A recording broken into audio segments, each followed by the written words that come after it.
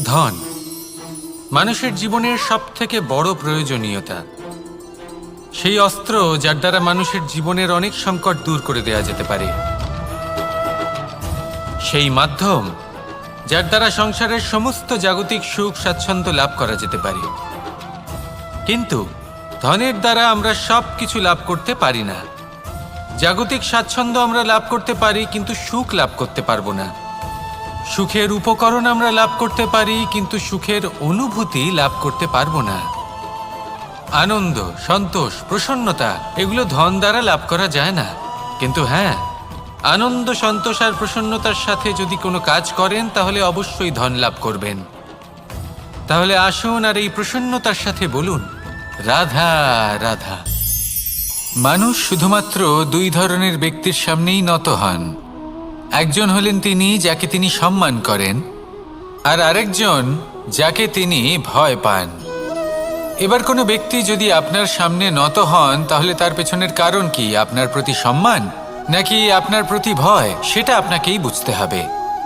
যদি আপনি এমন মনে করেন যে তাতে কি যায় আসে, ভয় হোক বা সম্মান, কেউ আমার সামনে নত তো হচ্ছেন, যদি এটা আপনার চিন্তা ভাবনা হয় তাহলে আপনাকে মনে করিয়ে দিই, এই সময় বদলাতে বেশি সময় লাগে না। আজ যে ব্যক্তি আপনাকে দেখে ভয় পাচ্ছে, কাল এই ভয়ের সমাপ্তিও ঘটতে পারে। আবার এমনও হতে পারে যে তার কাছে অত্যাধিক শক্তি চলে এলো। অনেক কিছুই হতে পারে। তাই মনে রাখবেন, যে মাথা ভয়ের কারণে নত হয় তা সময় এলে সবার আগে বিরোধিতা করতে পারে, আর যে মাথা সম্মানের কারণে নত হয় আপনার জন্য নিজের শিরচ্ছেদও সে করতে পারে। তাই সকলকে আপন করে নিন, কিন্তু ভয় প্রয়োগ করে নয়।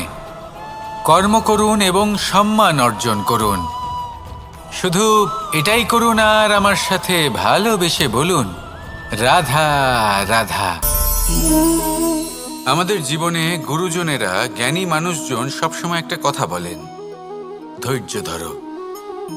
শুধুমাত্র দুটো শব্দ, কিন্তু কতটা বিশাল সেটা বোঝার চেষ্টা করুন। ছোট একটা অস্ত্র হাতে নিন এবং একটা বিশাল পর্বতে নিরন্তর প্রহার করতে থাকুন। ধৈর্য ধরে সেই কাজ করতে থাকুন। এমন একদিন আসবে এই বিশাল পর্বতে আপনি একটা পথ তৈরি করবেন। কোনো ধনুর্ধর যখন নিজের বিদ্যা অর্জন করেন তখন তাকেও ধৈর্য ধরতে হয়, তার নিজেকে সময় দিতে হয়, তবেই সে ধনুর্বিদ্যা শিখতে পারে। সেইভাবে আমাদের জীবনেও ধৈর্য ধরার খুব প্রয়োজন। পরিবারে ধৈর্য রাখতে পারলে তাহলে আস্তে আস্তে দেখবেন প্রেম বৃদ্ধি পাচ্ছে। সমাজে যদি ধৈর্য রাখতে পারেন তাহলে আস্তে আস্তে এই সমাজ আপনাকে সম্মান করবে। যদি নিজের জীবনে ধৈর্য রাখতে পারেন তাহলে নিজে থেকেই আত্মবিশ্বাস বাড়বে, নিজের বিকাশ হবে। জীবনে সবই সম্ভব যদি ধৈর্য রাখতে পারেন। হয়তো আস্তে আস্তে হবে, কিন্তু হবে অবশ্যই। শুধু ধৈর্য রাখুন, কারণ ধৈর্যই সবথেকে বড় পুঁজি। আসুন আর আমার সাথে ভালোবেসে বলুন, রাধা রাধা। কোনো এক সময়ের ঘটনা এটা। মা এবং বাবা হাটে গিয়েছিলেন। তখন আমি আর দাদা গিয়েছিলাম গরু চড়াতে। আমরা বাড়ি ফিরে এলাম, আর মা সেই সময় একটা কাজ করতেন। যখনই হাটে যেতেন দরজা তালা বন্ধ করে যেতেন। উনি খুব ভালো করে জানতেন যে যদি ওনার এই মাখন চোর সঠিক সময়ে পৌঁছে যায় তাহলে এক ফোঁটাও মাখন আর অবশিষ্ট থাকবে না। এবার ঘটনা কিছুটা এরকম হলো যে মা আর বাবা মাঝে মাঝে হাটে যেতেন, তাই মাঝে মাঝেই দরজা তালা বন্ধ করতে হতো। যখন মা আর বাবা ফিরে এলেন তখন বাবা ভুলে গিয়েছিলেন যে এই চাবির গোছা থেকে ঠিক কোন চাবিটা দরজার তালা খোলার জন্য উপযোগী। উনি চেষ্টা করতে শুরু করে দিলেন। একটার পর একটা চাবি দিয়ে উনি চেষ্টা করতে থাকলেন, কিন্তু সেই দরজার তালা তো খুলতেই চাইছিল না। ওনার মাথা থেকে ঘাম পড়তে শুরু করলো। তখন মা বললেন যে তালা ভেঙে দেওয়া যাক। মা চলে গেলেন, আর বাবা বললেন, না না দাঁড়াও, আর কিছু চাবি বাকি আছে, এটা হয়তো খুলতে পারবো। মা হাতুড়ি নিয়ে চলে এলেন সেই তালা ভাঙার জন্য, আর তখনই বাবা শেষ চাবিটা প্রয়োগ করলেন আর দরজার তালা খুলে গেল। যদি উনি চেষ্টা না করতেন তাহলে এই তালাটাও ভেঙে যেত আর চাবিটাও নষ্ট হয়ে যেত, ঠিক কিনা? এবার এই ঘটনাটা আমি দেখেছিলাম। আর আমার মনে হলো যে কখনো কখনো এই চাবির গোছার মধ্যে থেকে শেষ চাবিটাও কিন্তু জীবনের দরজা খুলে দিতে পারে। সেজন্য আপনি যদি জীবনে সাফল্য লাভ করতে চেষ্টা করেন, নিজের লক্ষ্যে পৌঁছতে চান, তাহলে হার মানবেন না। হয়তো দেখবেন আপনার পরবর্তী প্রচেষ্টা বা এই অন্তিম প্রচেষ্টা আপনাকে সাফল্যের পথে নিয়ে গেল। তাই নিরন্তর প্রচেষ্টা করতে থাকুন, জীবনে সাফল্য লাভ করুন, আর আমার সাথে ভালোবেসে বলুন, রাধা রাধা। মানুষ নিজের জীবনে সেই সব কিছু লাভ করতে পারে যা সে কামনা করে। শুধু প্রয়োজন হলো ইচ্ছে এবং সিদ্ধান্তের। এবার এই ইচ্ছে আসলে কি? সেটা হলো এই মনে প্রকট হওয়া একটি ভাবনা, একটি আবেগ। শুধু তা দিয়ে কিছুই হয় না।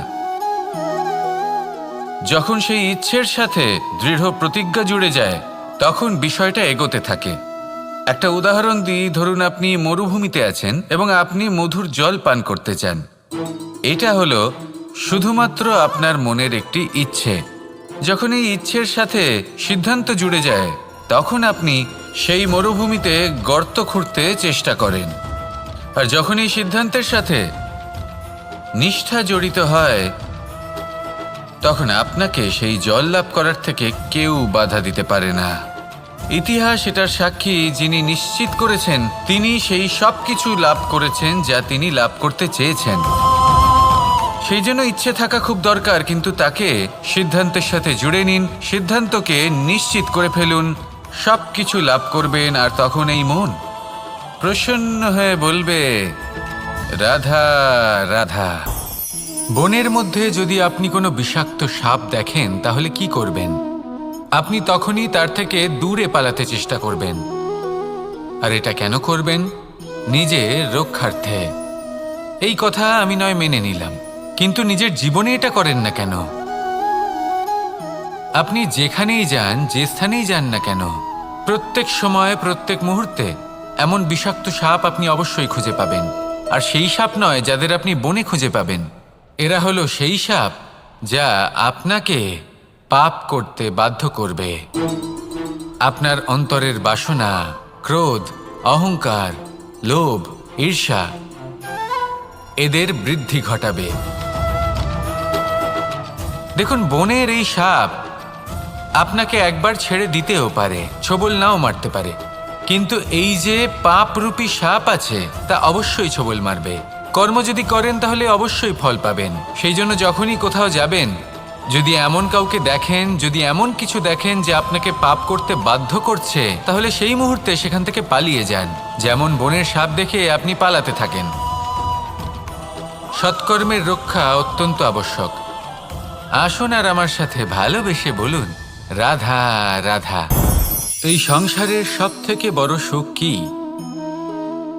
কেউ বলবেন নিজের লক্ষ্য প্রাপ্ত করা, কেউ বলবেন ধন উপার্জন করা, কেউ বলবেন নিদ্রাই সব থেকে বড় সুখ, কেউ বলবেন রাজ্য লাভ করা, আবার কেউ বলবেন মাতার হাত থেকে খাবার খাওয়া, আদি ইত্যাদি। কিন্তু যদি সত্যি কথা বলি, এই সংসারের সব থেকে বড় সুখ হলো সেবা করা। কখনো কাউকে সেবা করে দেখুন। এই সেবা দ্বারা অন্য কোনো মানুষের আশীর্বাদ লাভ করাতেই সুখ রয়েছে। আপনার সেবা ভাব দ্বারা যখন কোনো মানুষ নিজের অন্তরাত্মা থেকে আপনাকে আশীর্বাদ করে, তার থেকে বড় সুখ আর কিছুই নেই। কারণ প্রত্যেক মানুষের মধ্যে ঈশ্বর বাস করেন। নরের সেবাই হলো নারায়ণের সেবা। নিষ্কাম সেবা করাই হলো সব থেকে বড় সুখ। তাই নিজের অন্তরে সেবার এই ভাব জাগ্রত করুন। যে সুখের কথা আমি বলছি, সেই সুখ অনুভব করেই দেখুন। এই মন সুপ্রসন্ন হয়ে বলবে, রাধা রাধা। বায়ু পঞ্চতত্ত্বের মধ্যে তৃতীয় তত্ত্ব। কেউ একে সমীর বলে, আবার কেউ একে পবন বলে। প্রথম কথা হলো এটাই যে এই বায়ু আমাদের জীবন দান করে প্রতিদিন, প্রত্যেক মুহূর্তে। এই বায়ুর কারণেই আমরা নিঃশ্বাস নিতে পারি, জীবিত থাকতে পারি। এই বায়ুই হলো সেই যা সকল মেঘেদের একত্রিত করে একটি স্থানে আর বর্ষা ঘটায়। আর এই বর্ষার কারণেই এই ধরিত্রীতে অন্ন উৎপন্ন হয়। এই বায়ুকে দেখুন, কখনো এতটা সৌম্য যে আপনার কোনোই তফাৎ বোধ হয় না, আর কখনো কখনো এমন রূপ ধারণ করে ফেলে যে অনেক বড় বড় পর্বতের আকার পর্যন্ত বদলে ফেলে। এটাই হলো বায়ুর বিশেষত্ব। বায়ু শেখায় যে সময়ের সাথে সাথে বইতে থাকো, সকলকে জীবন দান করো, সকলকে সাহায্য করো, কিন্তু যখন বিপদ সামনে আসবে তখন দৃঢ় হয়ে সম্মুখীন হও। বাধা অনুযায়ী নিজেকে গড়ে নিতে হবে, আর কখন কতটা কঠোর হতে হবে আর কখন কতটা সৌম্য হতে হবে এটা বায়ুকে দেখে শিখুন, আর আমার সাথে ভালোবেসে বলুন রাধা রাধা। এই সংসারের আরম্ভ থেকে এখনো পর্যন্ত এবং ভবিষ্যতেও একটা যুদ্ধ আছে, যা হয়ে চলেছে, চলতেই থাকবে। পাপ এবং পুণ্যের মধ্যে যুদ্ধ, সত্য এবং অসত্যের মধ্যে যুদ্ধ। এই যুদ্ধ চলেই আসছে, আর এই যুদ্ধে যারা লড়েন তাদের আমরা সবসময় জয় জয়কার করি। আর যারা এই জয় জয়কার করেন তাদের প্রত্যেকের একটা বিশেষ গুরুত্ব থাকে। যখনই কোনো যোদ্ধা যুদ্ধক্ষেত্রে ক্লান্ত হয়ে পড়ে, শক্তিহীন হয়ে পড়ে, তখন এরা জয় জয়কার করে, শঙ্খ বাজাতে থাকে, সেই যোদ্ধাকে অনুপ্রেরিত করে, শক্তি এবং সাহসে ভরিয়ে তোলে, আর তখন সেই যোদ্ধা সেই যুদ্ধকে এগিয়ে নিয়ে যেতে পারে। যখন শ্রীরাম লঙ্কা যাত্রা করার জন্য সেতু তৈরি করছিলেন, তখন একটা ছোট্ট মিষ্টি কাঠবিড়ালি নিজের মুখে মাটির টুকরো বয়ে নিয়ে গিয়ে তার সাধ্যমতো তাকে সাহায্য করছিল। শ্রীরাম দেখলেন এবং বললেন যে ও তো সবার মনোবল বৃদ্ধি করছে, সবাইকে প্রেরিত করছে। ও বলল যে আমি এত ছোট হয়েও যদি এই কাজ করতে পারি, তাহলে আপনারা সবাই কেন পারবেন না? এটাই হলো সেই সকলের মাহাত্ম্য, যারা জয় জয়কার করেন, অনুপ্রেরিত করেন, সাহস যোগান। ওনারা সেই ব্যক্তি যারা একজন যোদ্ধার মধ্যে যুদ্ধকে জয় করার শক্তি প্রদান করেন। আসুন আমার সাথে ভালোবেসে বলুন রাধা রাধা। কোকিলের ডাক শুনে আমার মন প্রফুল্ল হয়ে ওঠে। কোকিল হলো আমার অত্যন্ত প্রিয়। এরকমই আরও একটা পাখি আছে, কাক। একদিকে কাক, অন্যদিকে কোকিল। এদের মধ্যে বেশি পার্থক্য নেই, কিন্তু কোকিলের কণ্ঠ শুনে সবার মন প্রফুল্ল হয়ে ওঠে। কোকিল যখন সামনে আসে তখন মন শান্ত হয়ে যায়, যখন কাক সামনে আসে তখন মানুষ দূরে পালিয়ে যায়। এমন কেন হয়? কারণ হলো বাণী। কোকিলের বাণী অত্যন্ত মিষ্টি, অত্যন্ত মধুর। সেখানেই কাকের বাণী অত্যন্ত কর্কশ শোনায়, আর কর্কশ বাণী শোনা কেউ পছন্দ করেন না। আপনি নিজেকে জিজ্ঞেস করুন, কোনো ব্যক্তি আপনার সাথে কথা বললে তার বাণী মধুর হলে আপনার ভালো লাগে, আর যদি কর্কশ হয় তার থেকে দূরে চলে যেতে ইচ্ছে করে। তাই নিজের বাণীও এইভাবেই মধুর রাখুন, মিষ্টি রাখুন। এ আমারও খুব প্রিয়। আর এটা তখন হয় যখন মনে প্রেম থাকে। মনের মধ্যে প্রেম জাগ্রত করুন, বাণী নিজে থেকেই মধুর হয়ে যাবে। আর কৃষ্ণ নিজে থেকে আপনার কাছে আসবে আর আপনার সাথে বলবে কি রাধা রাধা। যখন সূর্যের অত্যাধিক তাপের কারণে এই ধরিত্রী শুষ্ক হয়ে যায়, তখন প্রতিবিম্ব আমরা এইভাবে দেখতে পাই। আমরা কোথাও দূরে তাকালে আমাদের মনে হয় সেখানে জল রয়েছে। আমরা যখনই কাছে গিয়ে দেখি তখন দেখি যে সেখানে জলই নেই। তারপর যেই আমরা পেছনে ফিরে তাকাই, আমরা দেখি যেখান থেকে আমরা এসেছি সেখানে জল পড়ে রয়েছে। এবার এই যে মরুতৃষ্ণা, তা কিন্তু শুধুই ভূমিতে নয়, আমাদের ভাবনা চিন্তার সাথেও এটাই হয়ে থাকে, অনেক সময় হয়ে থাকে। যে ব্যক্তি জল লাভ করার আশায় বসে থাকে সে কখনোই জল লাভ করতে পারে না, কিন্তু যে ব্যক্তি জল লাভ করার আশায় নিরন্তর পরিশ্রম করতে থাকে, ঘাম ঝরায়, সেই ব্যক্তি কোনো মরুভূমিতেও জল লাভ অবশ্যই করে। জীবনে যদি আমরা বড় কিছু লাভ করতে চাই তাহলে নিরন্তর পরিশ্রম করতেই হবে। পরিশ্রমের এই মনোভাব অত্যন্ত গুরুত্বপূর্ণ। এই মনোভাব আর দৃষ্টিভঙ্গি এ হলো অন্তরের গুণ। রূপ এবং প্রসাধন এগুলি হলো বাহ্যিক আবরণ। যে ব্যক্তি রূপের কারণে আপনাকে ভালোবাসে তা প্রকৃত ভালোবাসা নয়। কিন্তু যে ব্যক্তি আপনার আবেগ এবং মানসিকতার জন্য আপনাকে ভালোবাসে, তাই হলো প্রকৃত ভালোবাসা। তাহলে এই কথাটা মনে রাখুন আর আমার সাথে ভালোবেসে বলুন, রাধা রাধা। আমার অনেকগুলো নাম আছে, আর তাদের মধ্যে একটি হলো যুদ্ধ বিমুখ। এই কথা আপনারা সবাই জানেন। দাদাও আমাকে বলেছেন যে তুমি এরকম কিভাবে যুদ্ধক্ষেত্র থেকে মুখ ঘুরিয়ে পালাতে পারো কানাই। দেখুন, যেটা সময়ের দাবি ছিল আমি সেটাই করেছি। যদি আমি রণভূমি ত্যাগ করে না পালাতাম, তাহলে কে জানে কত সৈনিক নিজেদের প্রাণ হারাতেন, কে জানে কতগুলি পরিবার নিজেদের বাঁচার আশা হারাতেন, কে বলতে পারে হয়তো কত প্রাণী এই সংসার ত্যাগ করতেন। আর তাই কখনো কখনো যুদ্ধ বিমুখ হওয়াই শ্রেয়। কখনো জীবনের ক্ষেত্রেও এটা প্রযোজ্য। যদি দূরে চলে গেলে আপনার সম্ভাবনা বৃদ্ধি পায়, তাহলে দূরে চলে যান। দূরে চলে যান সেই সকল ব্যক্তিদের থেকে যারা কথায় কথায় আপনাকে অপমান করেন, আপনার নিন্দা করেন, আপনাকে বাধা দেওয়ার চেষ্টা করেন, আপনাকে ছোট করেন।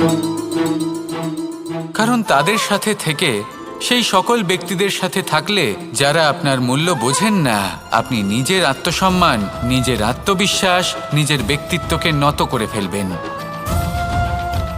দূরে চলে যান সেই সকল সংঘর্ষ থেকে, সেই সকল পরিস্থিতি থেকে যাদের সম্মুখীন হয়ে আপনি কোনো পরিণামেই পৌঁছতে পারবেন না।